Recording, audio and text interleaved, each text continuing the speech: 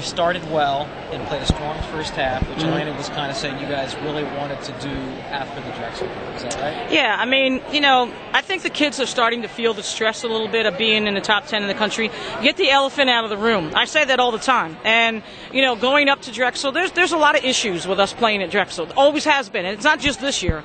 We don't get to shoot there. You get off the bus after being on it for an hour and 10 minutes, depending on traffic in Philly. And then you play a basketball game. And, they always have a little bitty game there before, so we can never get on the floor early. Good strategy by Denise and crew. So, it makes it difficult to play there. We get the win. It's ugly. I mean, both teams played great defense for the most part.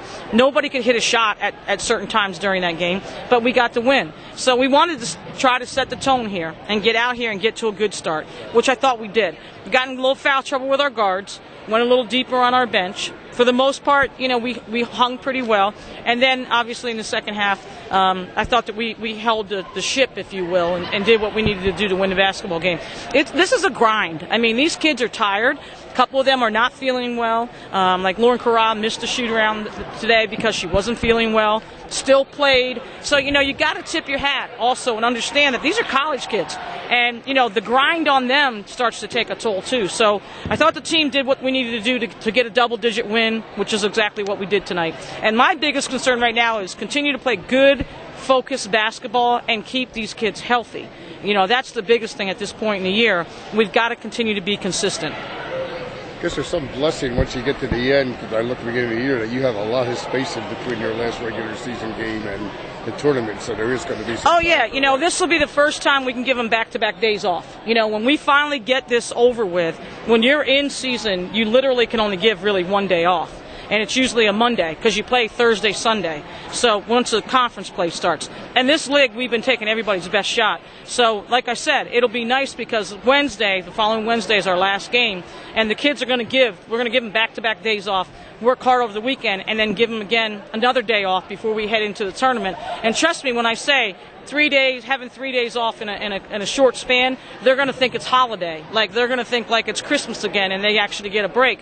It is a grind, there's no doubt. This is the 7th rated conference in the country. There are some very good basketball teams here, and our kids have really played well, stayed focused, and grinded it out. And so, that's what we're trying to do right now is get our wins and continue to play consistent basketball, and at the same time, try to keep everybody healthy and in a positive frame of mind.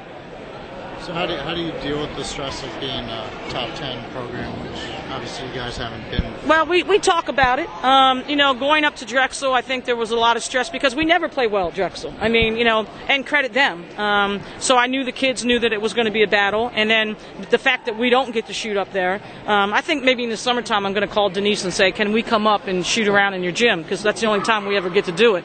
But, I think it's really important that you get it out in the open, and that's what we've done. We've tried to get it out in the open, and we've tried to talk about it. I've told the kids, that's normal human stuff. They don't want to lose. This community, you guys see the fans, you see how much they support us. These kids don't want to let anybody down, and so they are feeling that stress. But I told them, listen, all you can do is go out and do the best you can. Put everything out on the line, and whatever's going to happen is going to happen. And, there's no doubt that they're feeling that. But the bottom line is they're coming to play, they're following game plans, and we're getting the wins. So, each time I think there's almost a sense of relief. But at the same time, once you see that goal and it's right in front of you, the tournament's coming. We've already clinched the regular season championship. It's our third in the CAA. And so now we want to go after the tournament championship. So that will be out there hanging in front of them when that time comes. We're just trying to finish off the regular season, and there's other goals still out there for us. Most wins in program history. I mean, these kids have accomplished so much, and they have been my most consistent team. So sometimes I said to our coaching staff, I need to take a step back and say, okay, we followed the game plan, we won the game, we'll get back in the film room and, take a little bit of pressure off of them. We tried to lighten up practice a little bit. I've allowed some music to come into practice. Haven't done that in a very long time.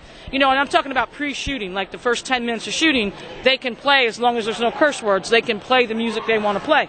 Lighten it up a little bit, and give the kids an opportunity to try to enjoy it coming to the gym, because let's face it, we all want to win. We all want to please our community and our university, and these kids at some time, they do feel that pressure. It's human nature. When you get to the tournament, actually, the fact that as a pseudo Cinderella and there's a low-regarded team last year that you dashed all the way to the title game and they got that taste, do you see that as a motivating force at that point? Well, I mean, we haven't won a CAA conference championship. We've won, this program has won an America East championship. We've been to the finals. You guys look it up, I don't know, a couple different times. And unfortunately, we've lost in overtime. We've had some heartbreaking losses in the finals.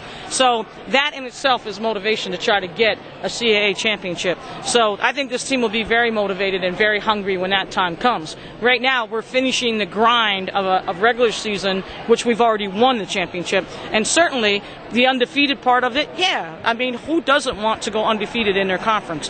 That's something the kids are striving for. Again, we're trying to alleviate that stress from them and let them enjoy it a little bit. And at the same time, keep them focused on what the game plan is and what we need to do to win these last couple games. And then they'll have a break and we can kind of recharge our batteries, if you will, and get ready for the tournament.